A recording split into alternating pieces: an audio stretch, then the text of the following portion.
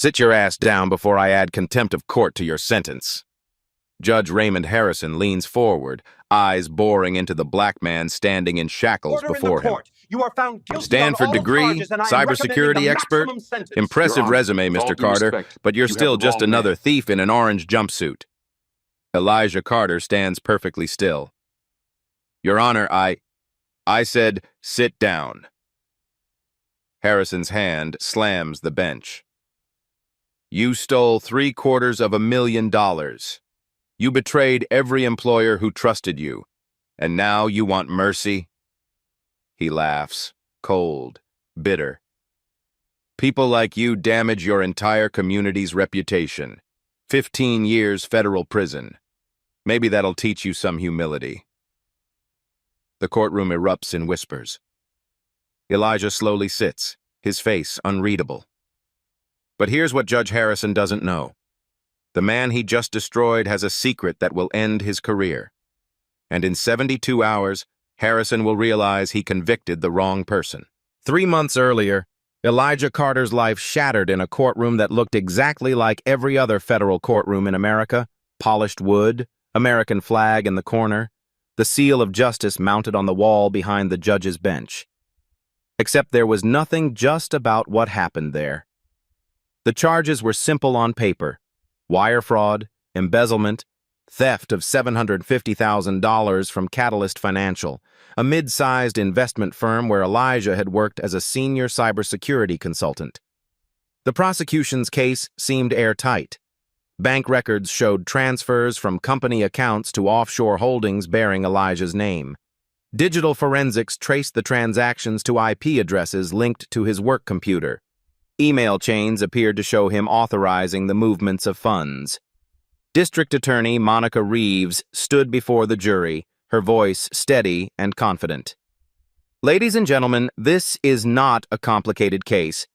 The defendant, Elijah Carter, had access. He had an opportunity. And most importantly, he had a motive. A lifestyle he couldn't afford on his salary alone. She clicked through a presentation. Photos of Elijah's modest home, his 10-year-old sedan. Then, suddenly, images of expensive watches, luxury hotel stays, international flights.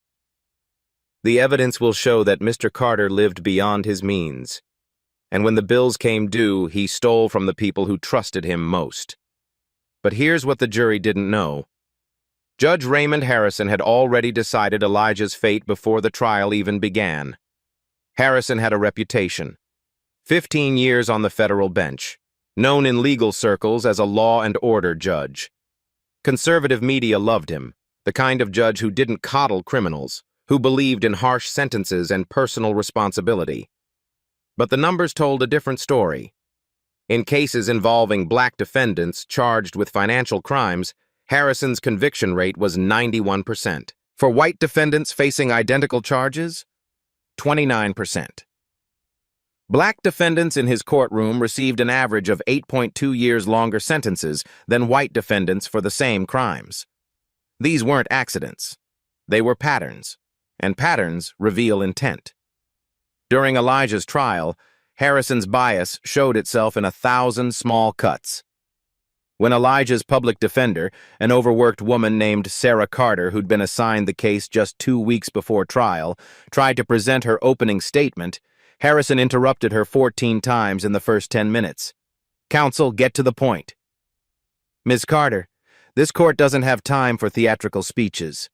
Move along, counselor. We've heard this story before." But when D.A. Reeves spoke, Harrison leaned back in his chair, nodding along, occasionally making notes. No interruptions, no impatience. The prosecution called their first witness, a digital forensics expert named Dr. Robert Klein, a man who'd testified in dozens of cases, always for the prosecution, and who charged $500 an hour for his services. Dr. Klein explained, in careful technical language, how he'd traced the stolen funds. "The digital signature is irrefutable," he said, adjusting his glasses. "These transfers originated from Mr. Carter's workstation. The authentication codes match his credentials. There's no possibility of external intrusion." Sarah Carter stood for cross-examination. Dr. Klein, isn't it true that IP addresses can be spoofed? That authentication codes can be stolen? Objection. Speculation. D.A. Reeves didn't even stand. Sustained. Harrison's response was instant. Sarah tried again. Dr. Klein, did you investigate whether anyone else had access to... Objection. Asked and answered. Sustained. Move on, Ms. Carter. It happened again and again. Every substantive question Sarah asked was met with an objection that Harrison sustained. The jury watched. They learned what the judge wanted them to know. The defense had nothing.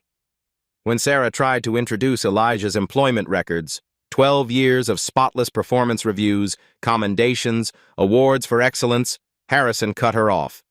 Counsel, this court is not interested in a character parade. The defendant's work history is irrelevant to whether he committed these crimes.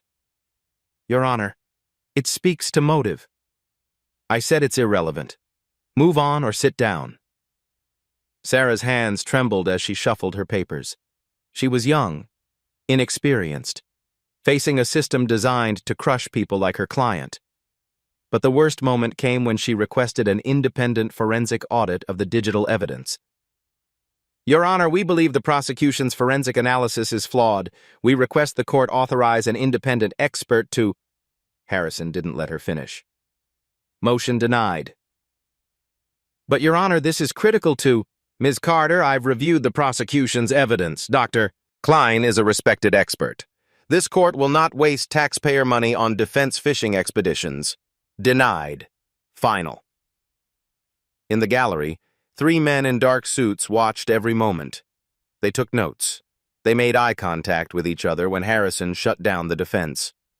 One of them, a man with graying temples and the posture of someone who'd spent decades in law enforcement, leaned forward whenever Harrison spoke, his expression carefully neutral. Elijah noticed them. Of course he did. But he said nothing. The trial lasted just 4 days. In a case involving complex financial crimes, digital forensics, and $750,000, 4 days was absurdly fast. The prosecution presented 23 witnesses. The defense called 6, but Harrison sustained objections to most of their testimony, rendering them nearly useless. When Elijah took the stand in his own defense, Harrison's contempt was palpable. Mr. Carter, speak clearly. Enunciate. This isn't the streets. Elijah had been speaking perfectly clearly. He had a master's degree from Stanford. He'd presented at cybersecurity conferences. But Harrison wanted to remind the jury, mostly white, mostly middle-aged, that this defendant was different, other, less than. Mr. Carter, you expect this jury to believe that someone framed you? That they stole your credentials, used your computer, and made it look like you committed these crimes? Yes, Your Honor, that's exactly what happened. Harrison leaned back, a thin smile on his lips. How convenient. The jury deliberated for 5 hours. Given the complexity of the case, this was remarkably fast. Later, some would question whether they'd truly reviewed all the evidence.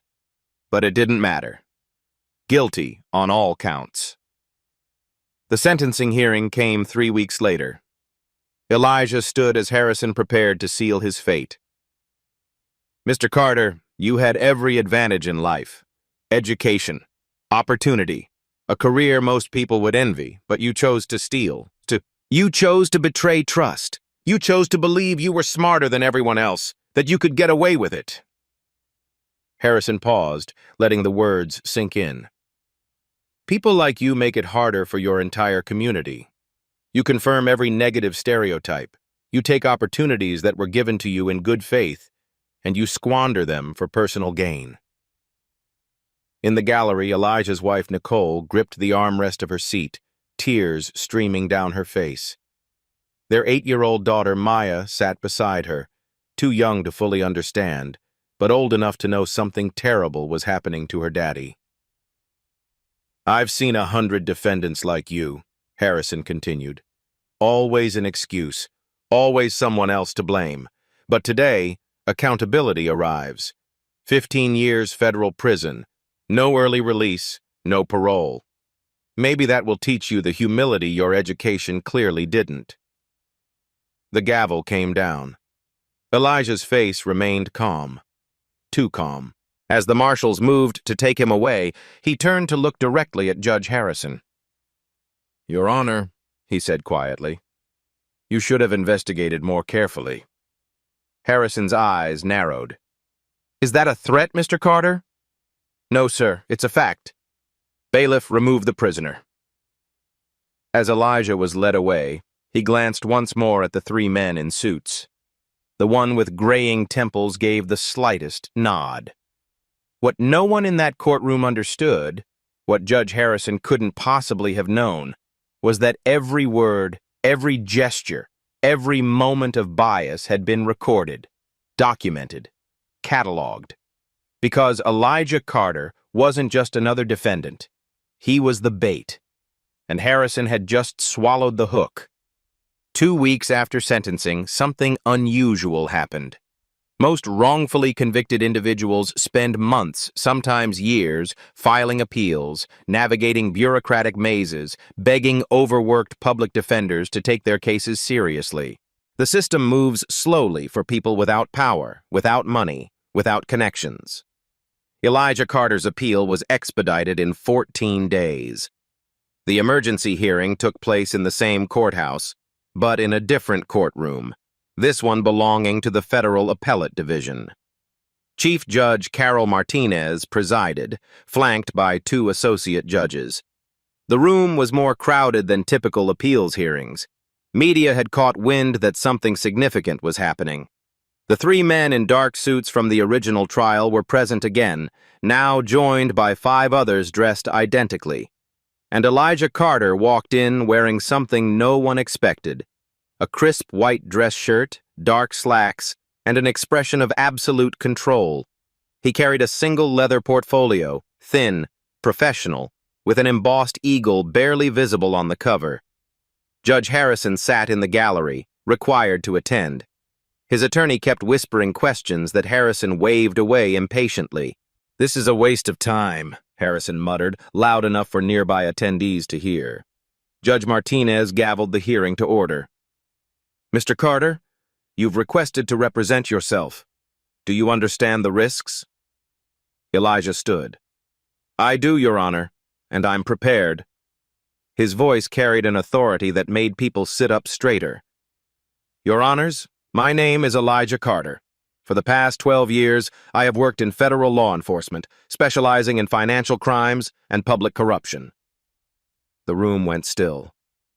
3 years ago, the FBI received intelligence that Judge Raymond Harrison was accepting bribes from private prison corporations, specifically targeting black defendants for maximum sentences and payouts.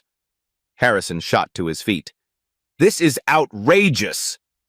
Judge Martinez's gavel cracked. "Judge Harrison, sit down. You will have your opportunity to respond." Elijah continued calmly. Traditional investigation proved insufficient. Judge Harrison was careful, so I volunteered to become the proof. He opened the portfolio, revealing documents stamped with FBI seals. "The crime I was accused of never happened. The $750,000 was FBI operational money. The evidence was manufactured by our cyber division. Everything designed to look authentic." He laid out document after document. The goal: give Judge Harrison an ideal target. See if he would convict an innocent man for payment. He did, eagerly. Now Elijah presented the real evidence. Bank records showing Harrison received $127,000 from Sentinel Corrections Inc. payment schedules aligned with convictions. $5,000 for every sentence over 10 years. Email chains between Harrison and prison executives. Subject lines: Q3 targets and performance bonus structure. Then a recorded phone call played through the courtroom speakers. Harrison's voice, unmistakable. "The Carter case is perfect. Educated black defendant. No media sympathy. Push it through quickly." Shing. The executive, 15 years minimum? Harrison: "I'm thinking 15 to 20. That's $75,000 for you, plus quarterly bonus." The recording ended. Silence filled the courtroom. Judge Harrison looked like a man watching his world collapse. "Your Honors, I'm not the only victim. We identified 14 other cases where Judge Harrison convicted innocent people. All black. All sent to facilities that paid him." He read names slowly. James Wu, 7 years. Keisha Monroe, 6 years. David Richardson, 4 years. With each name, he placed a photo on the table. 2 of Judge Harrison's victims committed suicide. One was my younger brother, Jordan Carter, convicted 6 years ago by a different corrupt judge. 4 years in prison. 8 months after exoneration, he took his own life. He was 31.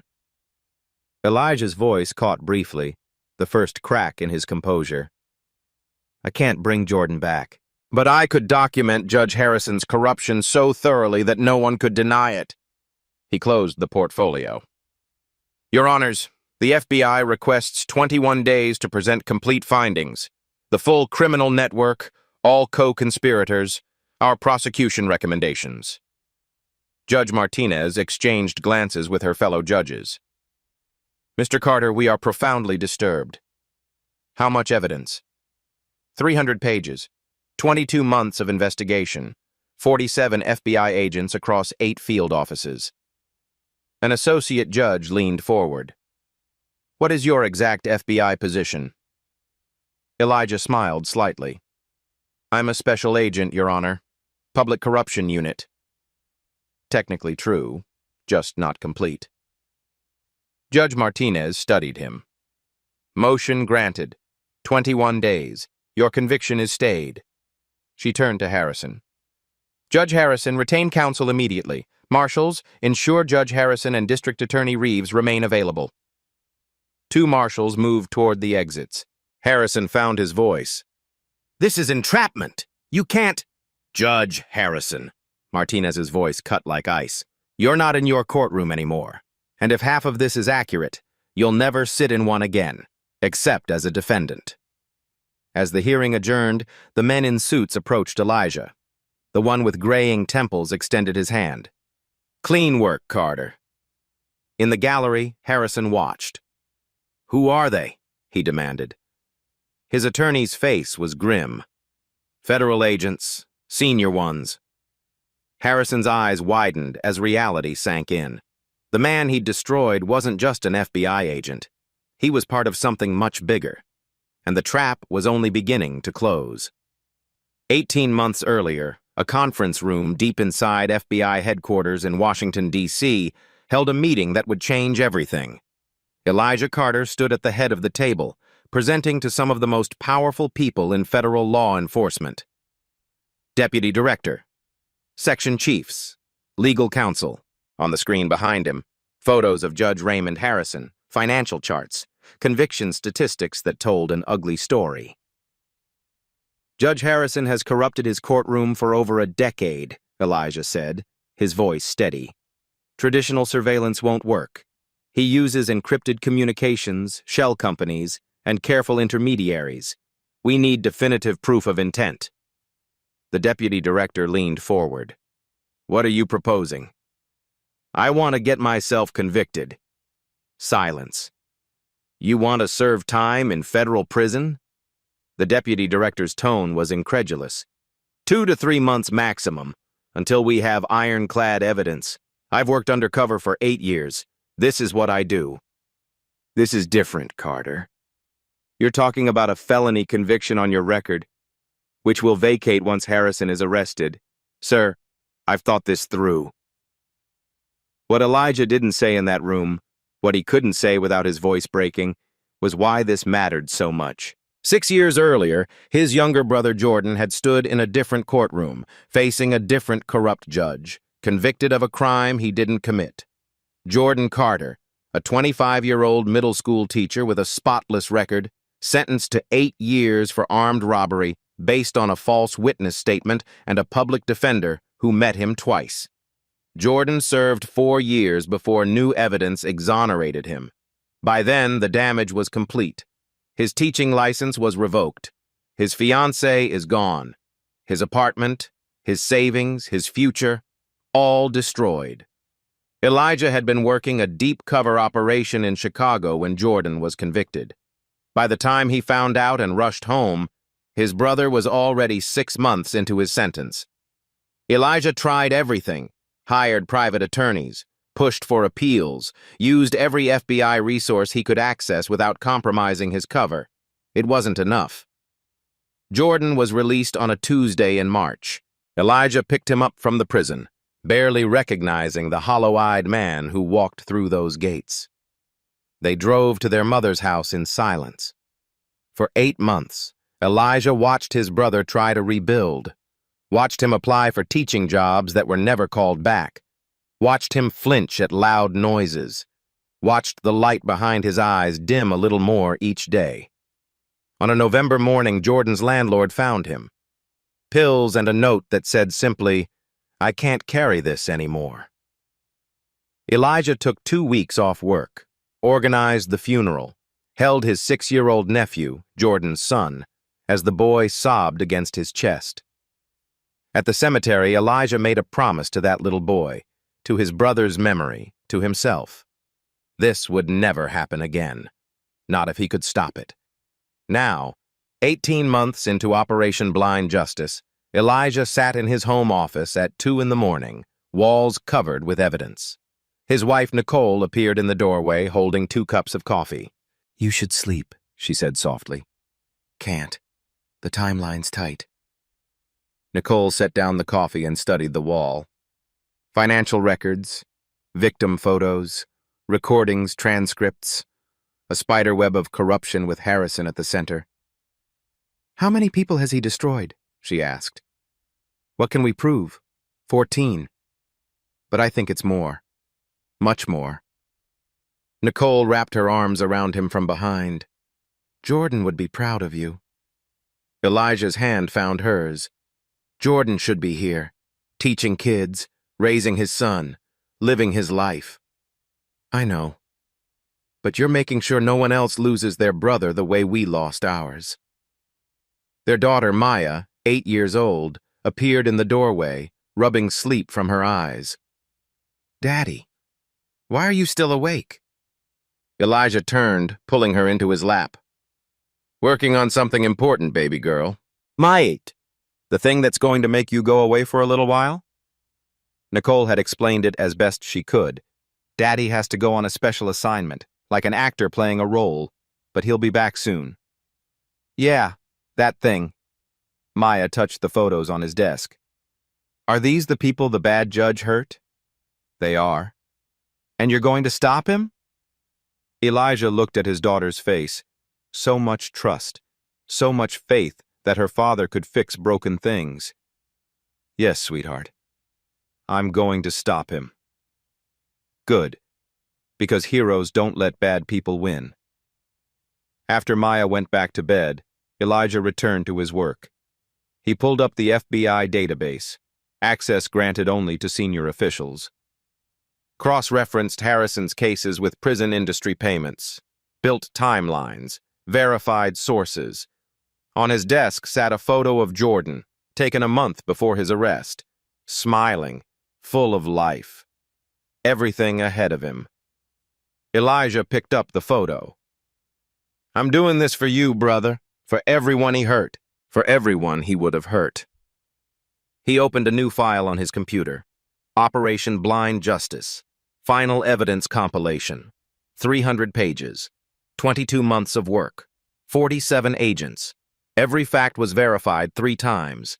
Every recording authenticated. Every financial transaction is traced and documented. This wasn't just a case file. It was a weapon. And in 3 weeks, Elijah would use it to destroy Judge Raymond Harrison's entire world. 21 days later, the appellate courtroom was packed beyond capacity. News vans lined the street outside. This wasn't a routine appeal. Word had spread that something explosive was coming. Judge Raymond Harrison sat at the defense table, flanked by two expensive attorneys. His face had aged 10 years in 3 weeks. District Attorney Monica Reeves sat separately, her own attorney beside her. The gallery was filled with faces Harrison recognized, faces he'd sentenced, families he'd destroyed. Chief Judge Martinez entered, followed by her associate judges and 2 federal marshals. Not standard procedure. Elijah Carter stood. Today, he wore a charcoal gray suit, American flag pin on his lapel. The transformation from convicted felon to federal authority was complete. Mr. Carter, you promised comprehensive evidence. We're ready. Thank you, Your Honor. 3 FBI agents positioned themselves at the prosecution table, surrounded by boxes of documents. For 22 months, the FBI has conducted the largest judicial corruption investigation in U.S. history. What I'm about to present is documented, verified, irrefutable proof. Harrison's attorney stood. Your Honor, I object. Sit down, Mr. Kozlov. You'll have your opportunity. Right now, I want to hear the evidence. Elijah nodded to an agent who wheeled forward a monitor. Let's begin with financials. The screen lit up with Harrison's bank statement. Over 12 years, Judge Harrison received $1.3 million from private prison industry entities. These payments followed a clear pattern. The screen showed a chart, red bars representing Harrison's convictions of black defendants, blue lines showing deposits 2 to 3 weeks later. 94% correlation. Every time Judge Harrison sentenced a black defendant to 10+ years in a Sentinel Corrections facility, he received payment.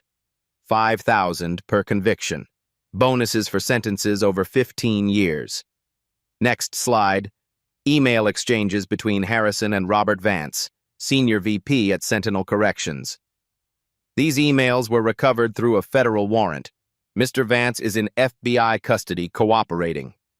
Elijah read from the screen. Vance to Harrison. Target rich for this quarter. Carter case plus 3 others. Payment schedule attached. Harrison responds, understood.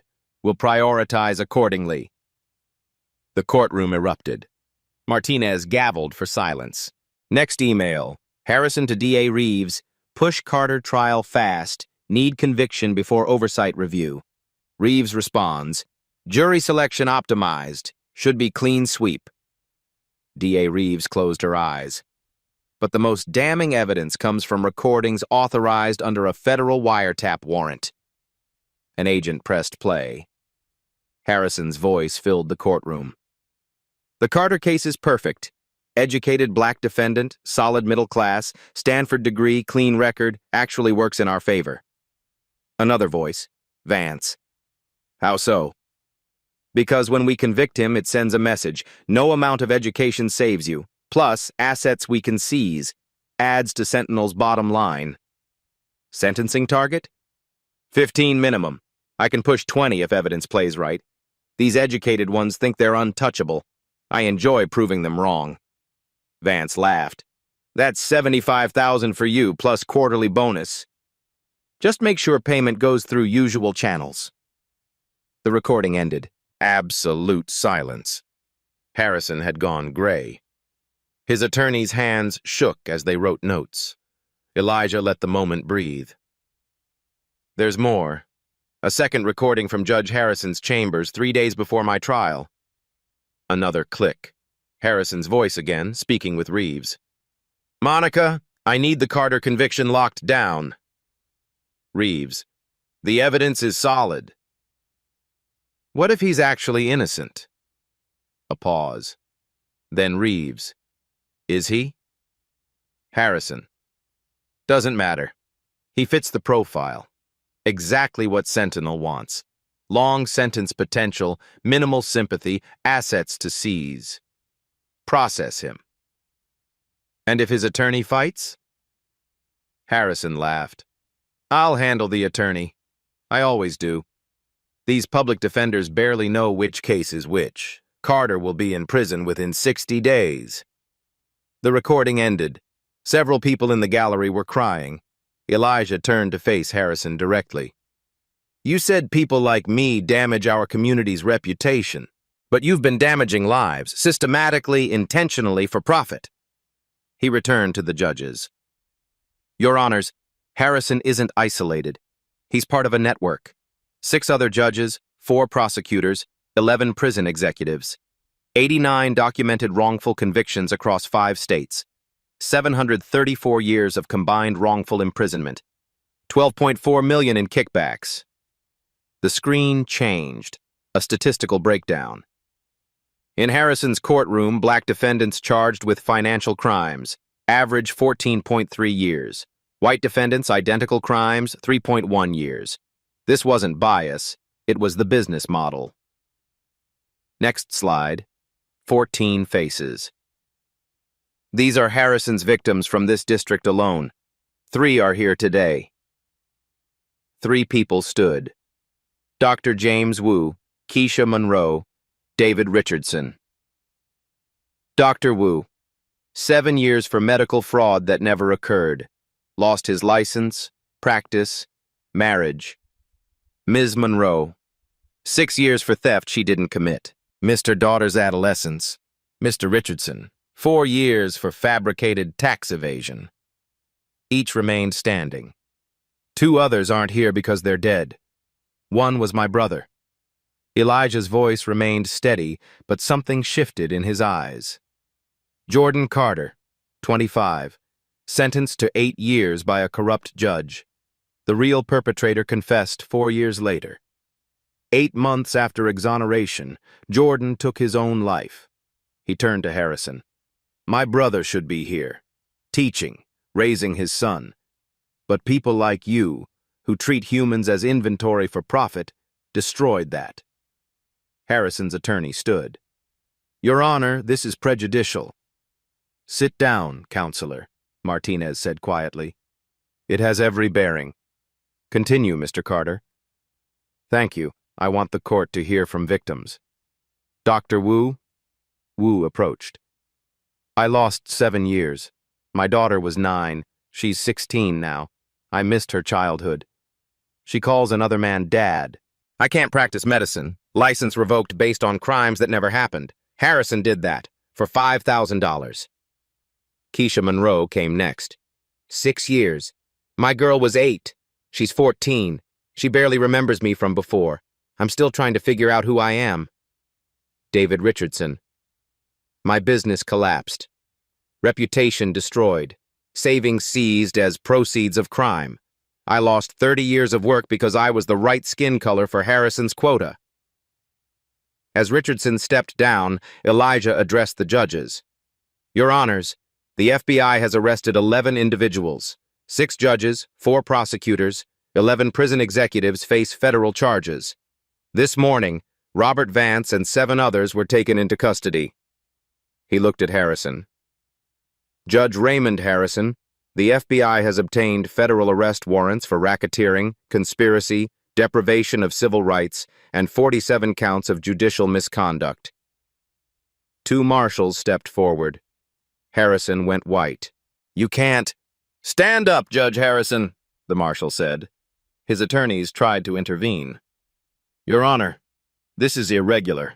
Martinez's voice cut through. It's entirely legal. The FBI has presented sufficient evidence. Marshals, proceed. Harrison stood on shaking legs. Judge Raymond Harrison, you're under arrest. You have the right to remain silent. The Miranda rights echoed as Harrison's hands were cuffed. The man who'd sentenced Elijah to 15 years now stood in chains. The power had reversed completely. But Harrison wasn't finished. Even in handcuffs, even with federal marshals beside him, his arrogance remained. Years of unchecked power don't disappear in a moment. This is illegal! Harrison's voice rose, shrill with desperation. This entire proceeding is a setup. He's just a rogue agent with a vendetta. He turned to the appellate judges, face flushed red. I demand you contact the FBI leadership. I want to know who authorized this witch hunt. He pointed at Elijah, hand shaking. What's your rank, Carter? Who do you report to? I want your supervisor here to explain how a convicted felon is running an investigation.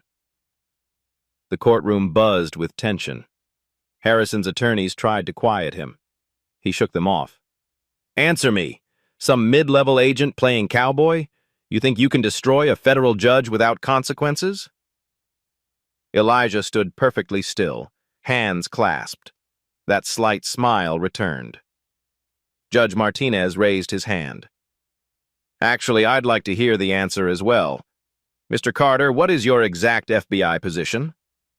Elijah nodded. An FBI agent handed him a leather credential case. Your Honor, I apologize for the necessary deception. He walked to the center of the courtroom, opened the case, and held it up for everyone to see. My name is Elijah Carter. I am Assistant Director of the Federal Bureau of Investigation, Criminal Investigative Division. The courtroom exploded. Elijah's voice cut through the chaos. I don't report to a supervisor in this operation, Judge Harrison. 14 field offices report to me. He pulled additional documentation from his jacket, official letterhead, seals, signatures. I authorized this investigation. I designed it. I executed it. And I ran it. From inside your courtroom, from inside a prison cell, from inside the system you thought you controlled.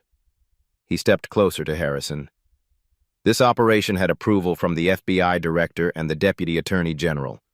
I report directly to the Director. I oversee 537 special agents nationwide. Elijah's voice dropped, cold and final. I don't just run FBI investigations, Judge Harrison. I run entire divisions, and I just ran you into the ground. Harrison's mouth opened and closed. No words came. Your assistant director? You let me convict you? I didn't let you do anything. You convicted me because you're corrupt. Because you saw an educated black man with assets and couldn't resist the payday. I simply gave you the opportunity to reveal what you've always been. This was entrapment. No, sir. This was justice. At any point, you could have followed the law, ordered that forensic audit, reviewed evidence fairly, rejected the bribery. You chose corruption every single time. Elijah leaned closer. You said people like me damage our community's reputation. Turns out, people like you damage the entire justice system. Harrison's own words from sentencing, thrown back at him, landed like a physical blow. His legs buckled. The marshals held him upright. Elijah turned to the courtroom. Federal warrants have been issued for additional arrests. He nodded to agents positioned throughout the room. District Attorney Monica Reeves, you're under arrest for conspiracy to commit fraud and obstruction of justice. Reeves stood, trembling, as agents approached. I was just following. You're a licensed attorney. You swore an oath. You knew exactly what you were doing. As Reeves was handcuffed, 3 judges in the gallery went pale. Judges Marcus Webb, Patricia Donovan, and Christopher Yang, you're also under federal arrest. Please stand. The 3 tried to leave. Federal agents blocked every exit. Within minutes, all 6 were in handcuffs. The courtroom that sent Elijah to prison now looked like a federal dragnet. Media cameras flashed. Reporters shouted. Harrison stood destroyed in the center. Judge Martinez gavelled for order. Assistant Director Carter, the FBI has coordinated with this court? Yes, Your Honor. Chief Judge Morrison has been briefed. The U.S. Attorney's Office will file formal charges within the hour. Elijah turned one final time to Harrison. You asked who authorized this. The answer, everyone who matters. Because when a federal judge becomes a criminal, the entire system responds. Harrison was led toward the exit. As he passed Elijah, he whispered, I underestimated you. Elijah's response was quiet but clear. You underestimated everyone. That's why you lost. The doors closed behind Harrison. The courtroom remained in stunned silence. Elijah Carter, no longer a convict, no longer undercover, stood as what he'd always been, one of the most powerful law enforcement officials in America. The trap was complete. 3 days later, A formal federal hearing convened to address the full scope of the conspiracy. Chief Judge Carol Martinez presided over what was effectively a mass exoneration proceeding. The 14 victims sat together in the front rows, united.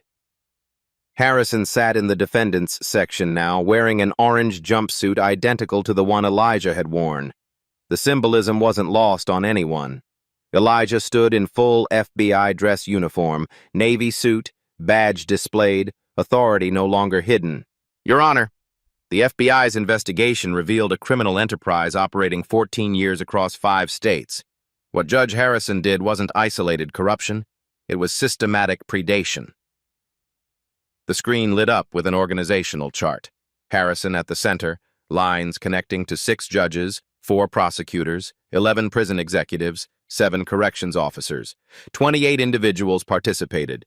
Total damage, 89 wrongful convictions, 734 years wrongful imprisonment, 12.4 million in kickbacks, 43 million in fraudulent asset seizures. Martinez leaned forward. Walk us through how this operated. Yes, Your Honor. 3 phases. First, identification. They targeted Black and Latino professionals with clean records and assets. Next slide, demographic breakdowns. 98% minorities. Average victim age 37. Average income $72,000. Calculated choices to maximize profit while minimizing public attention. Phase 2, conviction. Harrison coordinated with prosecutors to rush trials, suppress evidence, ensure convictions. He denied motions, sustained frivolous objections, intimidated defense attorneys. And Phase 3? Payment and asset seizure. Within 2 weeks of sentencing, Harrison received deposits. Simultaneously, victims' assets, homes, savings, businesses, seized as proceeds of crime. Then sold, proceeds split among conspirators. Elijah paused. They didn't just steal freedom, Your Honor. They stole entire lives. Martinez turned to Harrison. You have the right to address these allegations. Harrison's attorney stood. Your Honor, my client maintains these were errors in judgment, not criminal intent. Counselor, Martinez interrupted, your client received $1.3 million. Those aren't errors. That's a business model. The attorney sat. Judge Harrison, do you wish to speak? Harrison stood slowly, voice barely audible. I made mistakes. The system. Everyone wasn't, Elijah said. Thousands of judges faced the same pressures. They said no. You said yes, for 14 years. Harrison tried again. I'm sorry. To all victims. You're sorry you got caught, Keisha Monroe's voice rang out. She stood, tears streaming. You're not sorry for what you did. Martinez didn't reprimand her. Harrison collapsed into his seat. Your Honor, I'd like victims to speak. Dr. Wu? Wu approached, voice steady but pained. Harrison targeted me because I was successful. Thriving practice, family, respect. He took all of it. 7 years. My daughter doesn't trust me. My patients moved on. Even after exoneration, the stain remains. He did that deliberately, knowing I was innocent because I was profitable. Keisha Monroe spoke next. 6 years. My daughter was 8. She's 14 now. Courts gave me back freedom but can't give me back her childhood.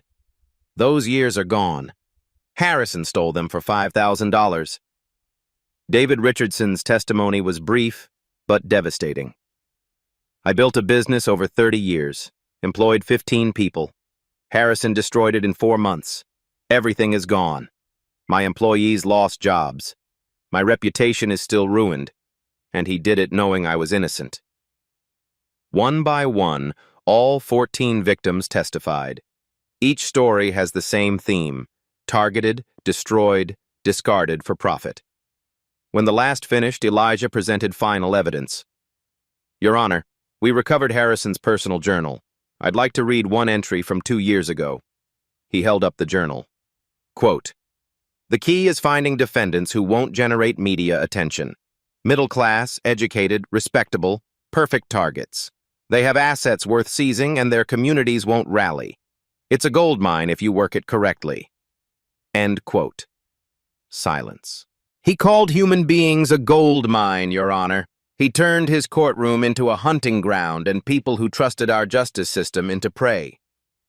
Martinez removed her glasses, face etched with disgust. "I've been a federal judge for 19 years. I've never seen anything this calculated, this cruel." She looked at Harrison. "You didn't just break laws. You shattered the public trust holding our entire system together." Harrison stared at the floor, unable to meet anyone's eyes. The man who'd wielded absolute power now looked small, broken, pathetic. Justice was no longer delayed. It had arrived. 2 weeks later, the federal sentencing hearing for Raymond Harrison drew a crowd unlike anything the courthouse had seen in decades. Every major news network sent crews. The gallery was packed with victims, their families, civil rights advocates, law students, and citizens who'd followed the case obsessively. Outside, protesters held signs. "Justice for the 89 and corrupt judges belong in prison." Harrison sat at the defense table, flanked by his attorneys. He'd aged dramatically. Hair grayer, face gaunt, shoulders slumped. The man who'd once commanded courtrooms with imperious confidence now looked defeated before sentencing even began. Judge Carol Martinez presided, her expression grave. This wasn't a routine sentencing. This was a reckoning. The U.S. Attorney, Jennifer Lawson, stood to present the government's position. "Your Honor, Raymond Harrison faces 67 federal counts, racketeering under RICO statutes, wire fraud, honest services fraud, deprivation of civil rights under color of law, conspiracy, obstruction of justice, and money laundering. Federal sentencing guidelines suggest 45 to 60 years. She paused, letting the number sink in. Harrison is 54 years old. This is effectively a life sentence, and the government believes that is appropriate. Lawson approached the bench, her voice steady and clear. "Your Honor, Raymond Harrison didn't just break laws. He broke the sacred covenant between the judiciary and the people. Every person who enters a courtroom trusts the judge will be impartial. Harrison sold that trust for $1.3 million. She turned to face Harrison directly. He targeted victims based on race. He fabricated justifications for excessive sentences. He coordinated with prosecutors to suppress evidence, and he did it all wearing a judge's robe, the very symbol of justice he was destroying." Lawson clicked a remote. The screen behind her filled with faces, 89 individuals arranged in rows. These are Harrison's victims, the 89 people whose lives he destroyed for profit. Collectively, they lost 734 years of freedom. That's not abstract. Those birthdays were missed, careers destroyed, children who grew up without parents, marriages that ended, dreams that died. Her voice hardened.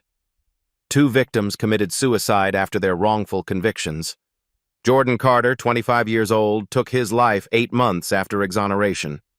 Marcus Williams, 32, overdosed 1 year after release. Their blood is on Harrison's hands. She displayed photos of Jordan and Marcus, young men, smiling, full of life in the before pictures. Then the after. Hollow eyes, broken spirits. Justice demands accountability proportional to harm. Harrison caused catastrophic harm across 5 states, 14 years, 89 lives. He deserves catastrophic consequences. Lawson returned to her seat. Harrison's attorney, Richard Kozlov, stood. His defense was hollow before he even began. Your Honor, Mr. Harrison is a first-time offender. He served his community for 23 years before these crimes. He's expressed remorse. He's cooperating with investigators. His family will suffer from his incarceration. U.S. Attorney Lawson didn't even wait for permission to respond. His 89 victims' families suffered too, for decades, while he was free and collecting payments. Kozlov pressed on, desperation creeping into his voice. We ask the court for leniency, mental health treatment, possibility of redemption, a chance. Judge Martinez cut him off. Counselor, your client had 15 years to show remorse, to stop, to choose differently. He chose profit, every single day. Sit down. Kozlov sat. Martinez turned to Elijah. Assistant Director Carter, you filed a victim impact statement. The court would like to hear it. Elijah stood, walked to the witness stand. He wore his FBI uniform, every ribbon and commendation visible. But his face showed something beyond professional duty, personal pain held in check by discipline. Your Honor, Judge Harrison sentenced me to 15 years in federal prison. I served 63 days before this operation concluded, and he paused, choosing words carefully. Those 63 days gave me a glimpse of what my brother Jordan experienced. The dehumanization, the hopelessness, the knowledge that the system you trusted has betrayed you. His voice caught slightly. Jordan served 4 years for a crime he didn't commit. When he was finally exonerated, he couldn't rebuild. The damage was too complete. 8 months after his release, he took his own life. He was 31 years old. Elijah looked directly at Harrison.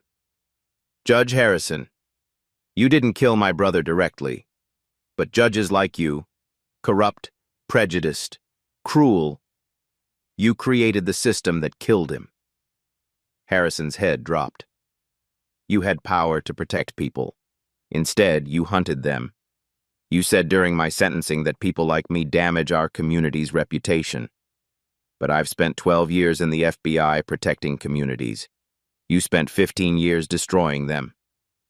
Elijah's voice strengthened. You wanted to know what people like me are? We're people who refuse to let people like you win. He stood tall. I don't want revenge, Your Honor. I want accountability. I want Harrison to spend the rest of his life knowing that his victims are free, rebuilt, thriving. And he never will be. The courtroom was silent. Even hardened prosecutors looked moved. Elijah returned to his seat. Judge Martinez took a long breath, then fixed her gaze on Harrison. Raymond Harrison, stand. Harrison rose on shaking legs, his attorneys supporting him. I've been a federal judge for 19 years, Martinez began. I've sentenced murderers, drug traffickers, terrorists. None have betrayed public trust as comprehensively as you. Her voice was steel. You were given a sacred duty to embody impartial justice. Instead, you became the embodiment of corruption. You targeted vulnerable people based on race. You fabricated justifications for their destruction. You profited from their suffering. She leaned forward. Your crimes aren't merely against 89 individuals. They're against every citizen who must trust the courts. You've undermined that trust catastrophically. Martinez lifted the sentencing document. The law provides guidelines, but your crimes are so egregious, so sustained, so calculated, that guidelines alone are insufficient. She read slowly, deliberately. On count 1, racketeering, 20 years federal prison. On counts 2 through 90, civil rights violations, 25 years consecutive. On conspiracy, fraud, and obstruction counts, 15 years consecutive. She paused. Total sentence, 60 years federal prison. No possibility of parole. The courtroom erupted. Victims embraced, crying. The media scrambled to report. Martinez wasn't finished. You'll be 114 years old before you're eligible for release. You will die in federal custody. All assets are seized. $8.3 million in restitution to victims. Lifetime prohibition from any legal practice or public service. She looked at Harrison with something close to contempt. You came into this courtroom in a position of power. You leave as inmate 847293. That's justice. Harrison collapsed. Marshals held him upright. As he was led away, he looked at Elijah one final time. His lips moved. I underestimated you. Elijah's response was quiet but clear. You underestimated everyone. That's why you lost. The doors closed behind Harrison.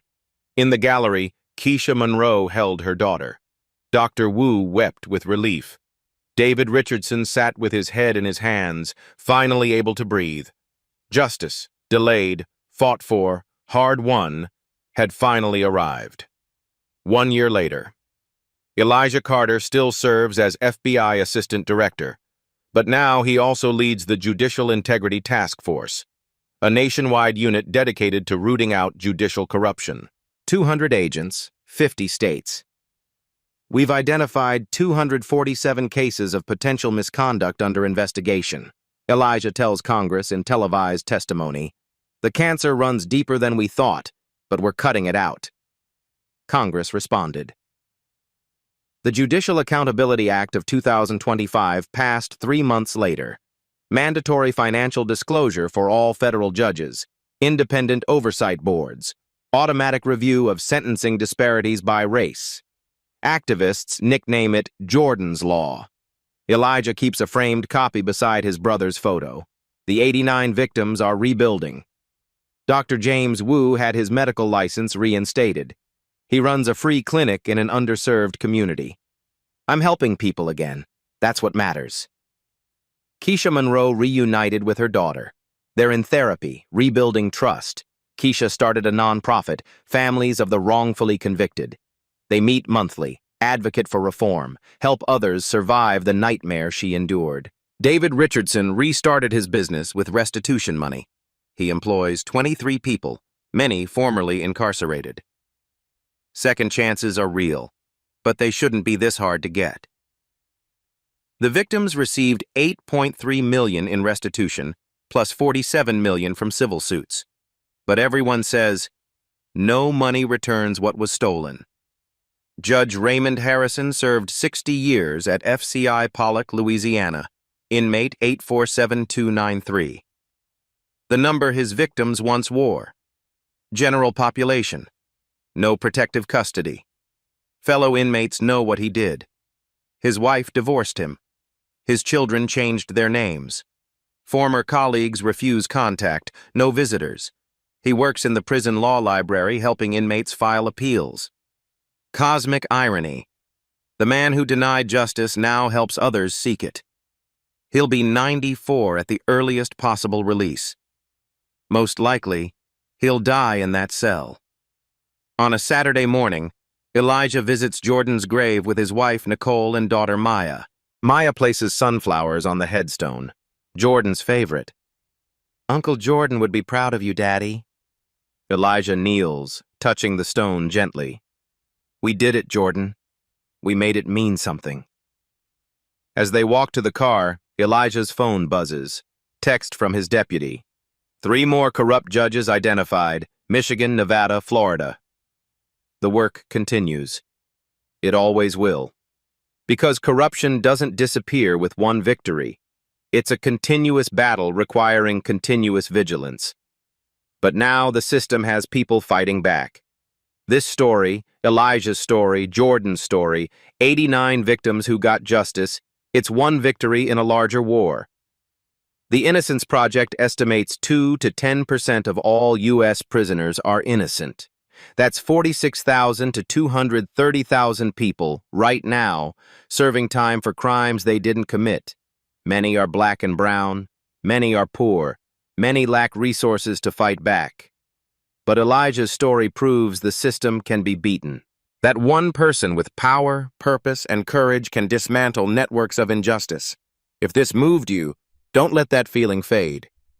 Like this video if you believe in accountability over corruption.